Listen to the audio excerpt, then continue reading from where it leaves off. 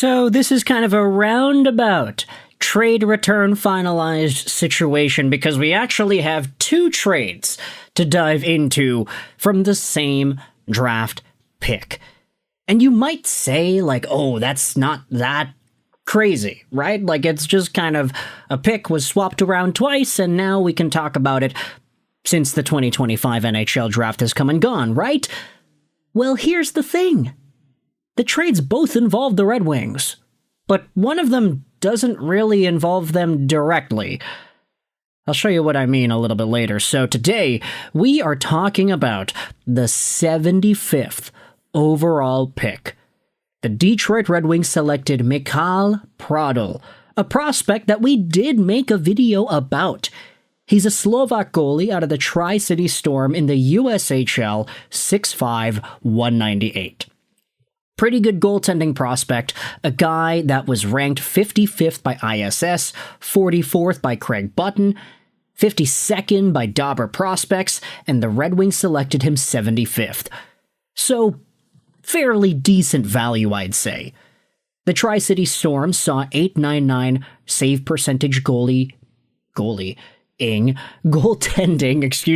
from Frondell, and he had a really good playoff stint.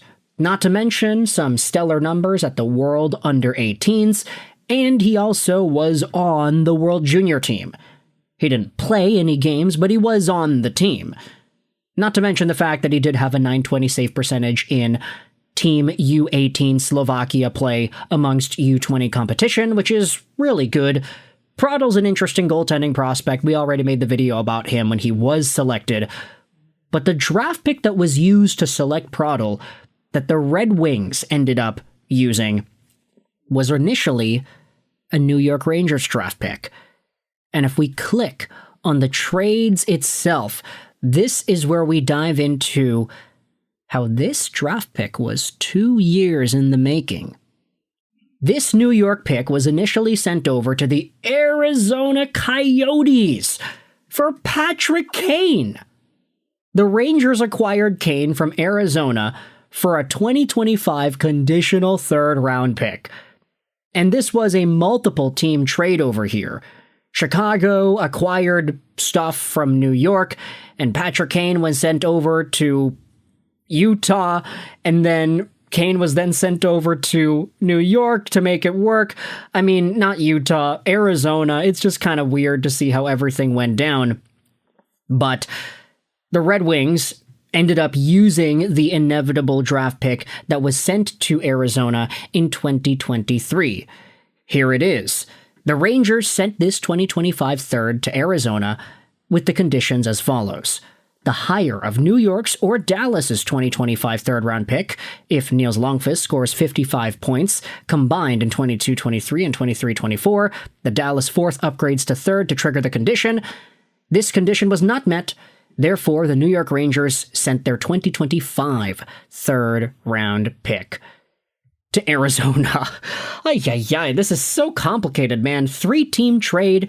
The fact that we can legitimately put Patrick Kane in an Arizona jersey because he got double salary retained and he actually had some money on the books with Arizona, that is hilarious. And that was 2 years ago, if I might remind you there.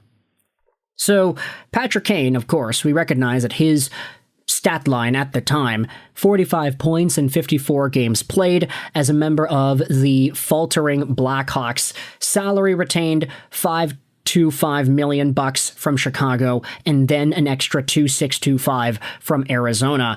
It's so interesting to see the Coyotes make a guest cameo appearance in this trade finalized deal. We all remember what happened next. Kane played with the Rangers. Kane was pretty good with the Rangers, I would say. He had 12 points in 19 games over there in the regular season, and then 6 points in 7 games in the playoffs. Became a free agent.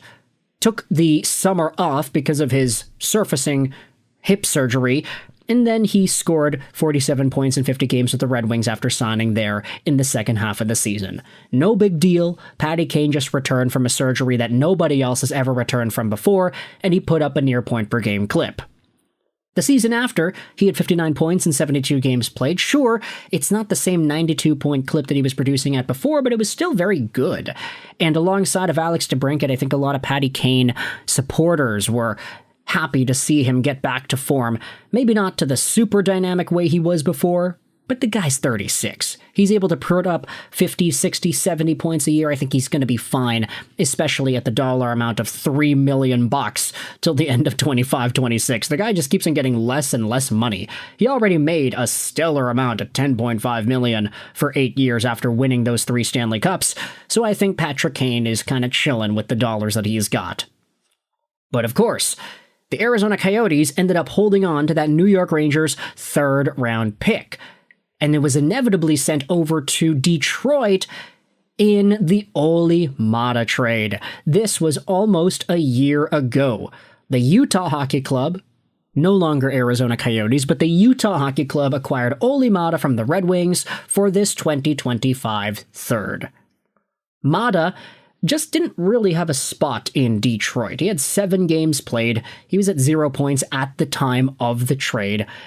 And he had a $3 million cap hit that expired in 2025. So Olli Maatta, if you head over to him and his profile right now, he ended up re-signing with the Utah Mammoth, $3.5 million a year till the end of 27-28. I think they like a lot of what Maatta brings. He had 18 points in 70 games played, very similar to the production he had in Detroit in 23-24, 18 points in 72 games played. At the very least, you can say that Maatta has been consistent. And in Utah, I mean, he's roughly in the 16, 17, 18-minute range, some 19-minute games tossed in there as well. He's been decently relied upon as a member of the Utah Hockey Club. Also was a lot more relied upon for Team Finland at the Four Nations. 21 and 20-minute games there for Olli Maatta. It's interesting because I think for a lot of the concerns that Red Wings fans have on the blue line in Detroit right now, I don't necessarily know if Maatta is a guy that would have fixed that, quote-unquote, if you want to use that verb. Like, he's an extra guy, yeah, but is he better than Albert Johansson at this point? I don't know. Is he better than Ben Sherrod? I don't know.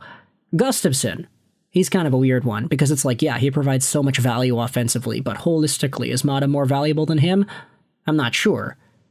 But at the end of the day, the Utah Mammoth, they had this They had this 3rd round draft pick from New York that was acquired from New York in the Patty Kane trade, which they then sent over to Detroit for Olli Maatta as the Utah Hockey Club. And now, 2 years after the Patty Kane trade sent Kane from Chicago to Arizona to New York, we have the trade return finalized as Mikhail Prodl, a new Detroit Red Wings goaltending prospect. So that has been your deep dive into the draft pick that was and the trades that allowed the pick to get moved around.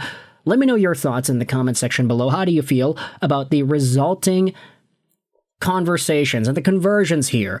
Olli Maatta went over to Utah. Patty Kane had a few games with the Rangers. Prodl is now in Detroit. And now, in a sort of backwards run-around kind of way, Patty Kane is now in Detroit too, so there's some trivia there. If Prodl ends up making the NHL and Patty Kane decides to stick around with the Red Wings, then they could be like, hey, we were traded for each other, technically.